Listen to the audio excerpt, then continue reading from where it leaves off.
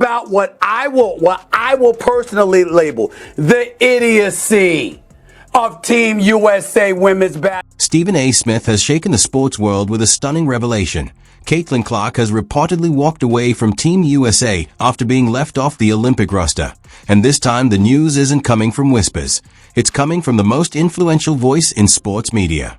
According to Smith, Clark is done seeking approval from a system that never fully embraced her. And while she has stayed quiet publicly, the shockwaves from her decision are already reshaping conversations across women's basketball. Her exit raises a massive question. Was stepping away the smart move, or should she have stayed and continued fighting for her place? Let me know your thoughts in the comments. And because of that, when you consider some of the hard times other people gave her, they were resentful of the fact that this white girl came on the scene where there was a bunch of sisters that preceded her spanning decades that were big time that deserved a lot of credit. I mean, people looked at the Cheryl Swoops of the world, the Maya Moores of the world, and others, and they said, yo, there was a bunch of people that came before her that did big things for the WNBA. I respect it. It is right. I appreciate it. But whiteness does have its privileges, especially when you got a game. And what a lot of people weren't willing or were a bit reluctant to appreciate was the game on this young white sister of ours. She can ball. And oh, by the way, she was a great ambassador for the game. And by the way, she came in there and looked out for everybody else. For 22 years, they couldn't get chartered flights. That sister got there and it was done in 2 weeks. That's who. You have to understand, when Stephen A. Smith locks in on a story with this much intensity, it's not for show. It's a signal that something massive is happening behind the scenes. His latest revelation about Caitlin Clark and Team USA isn't just a complaint about a questionable roster decision. It's an exposure of deeper issues that have been quietly growing inside women's basketball for years. Now, those problems have burst into the open for the world to see. What the hell is going on with WNBA that they cannot handle all this attention that they're getting, as well as the hate and anger towards Caitlin Clark? When it comes to Caitlin Clark, now I've taken hits because I was calling it from day one. You got people that are resentful towards her. It's really not about her, guys. It's about what she represents. Before she ever came along, there were a lot of outstanding basketball players who happened to be black females that was doing their thing on the WNBA level, and they never got this kind of shine. This girl, the Golden Goose, comes along, and she wreaks havoc. She's a star caliber player who draws this attention. And maybe it's because that fan base that she has and her being a young white lady contributes to it. So what? Think about it. An Olympic roster reveal is usually routine. Team USA releases the list. Fans skim through it, debate a little, and then everyone moves on. But this time was different. The moment leaks suggested Caitlin Clark, the player filling arenas that once sat empty, was excluded. Confusion instantly turned into full-blown outrage.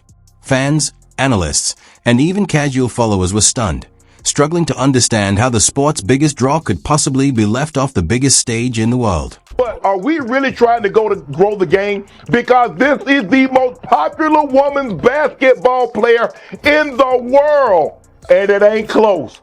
They had to move the Mystic game to an NBA arena. Name the time. And I'm going to turn it over to you because I don't want to get long-winded. I want somebody, one of our women colleagues, Stephen A., to tell me when a WNBA game has had to be moved because of a woman player. Just one. Just tell me one. Because I know in her attendance, she's averaging about 17,000. All the other WNBA games in which she's not a participant average about 7. So are we really trying to go the game? Is that what we're really trying to do? Or are we just talking about we're trying to grow the game and just bullshit? The official reasoning from the selection committee was weak from the start. They cited experience requirements and a supposed 3-year commitment to the core team. On paper, it might sound reasonable, but it completely misses the bigger picture. Caitlin Clark isn't just another player. In professional sports, you don't leave a Michael Jordan at home because he's new or bench a Tiger Woods for not paying his dues. You take the generational talent, the superstar who can move the entire game, and you put them on that Olympic roster. End of story. But the WNBA does. You got a max salary at $250,000. You had attendance, although it was trending in the right direction, certainly wasn't where you wanted it to be. And as Shannon pointed out just the other day, you got a team in the Indiana Fever with their struggling selves, struggling to win a damn game and be relevant. No team in the WNBA was worse other than the winless Washington Mystics, okay?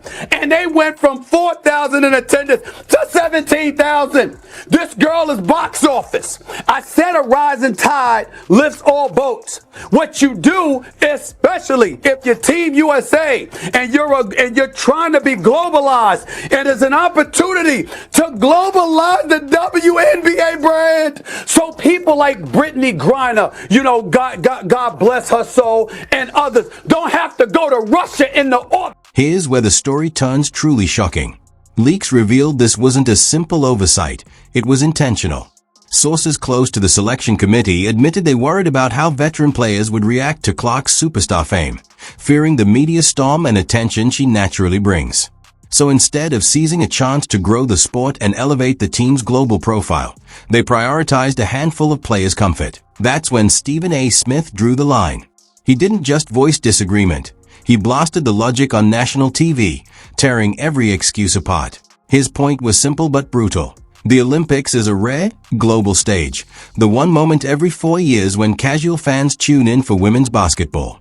After decades of fighting for viewership, here comes a generational star who can break records, sell out arenas, and draw millions of new eyes. And the committee's so-called plan was to bench her. Decisions, marketing. I want people watching. I want eyeballs. I want advertising dollars. Why? Because he'll get paid. Y'all will get paid. And guess who else will get paid? You see where I'm coming from? That's what it's about. Stop acting. Otherwise, we know this. You don't sit up there and pass on Caitlin Clark. It was stupid, Team USA. It was a... Stephen A. Smith called this move a marketing disaster of historic proportions. He argued that for Team USA, winning gold is almost guaranteed. The talent gap is so massive they could send a college all-star squad and still dominate. The real goal, he said, should have been growing the game, expanding the brand, and capturing a whole new generation of fans. By benching Clark, the gatekeepers revealed they value their internal power plays and protecting egos far more than the future health of the league. Smith even suggested the incompetence might not be accidental. It could be deliberate. They didn't just miss an opportunity. They tossed it aside. And according to him, the level of disrespect shown is something Clark will never forget. Smith hinted that Clark's relationship with USA Basketball might be permanently damaged and revealed that her team is keeping a meticulous record of everyone who stayed silent while this unfolded. Let's be honest. If we want to truly understand why Caitlin Clark isn't heading to Paris, we have to face the elephant in the room: jealousy. It's the only explanation that actually fits.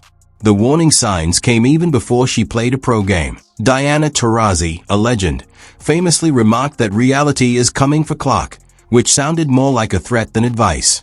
Then Cheryl Swoops questioned Clark's college records, implying her success was only due to taking too many shots. The criticism felt personal, targeted, and petty. Why were these icons so focused on a 22-year-old? Why were they undermining her achievements before she even had a chance to prove herself? Stephen A. Smith's theory is blunt and straightforward.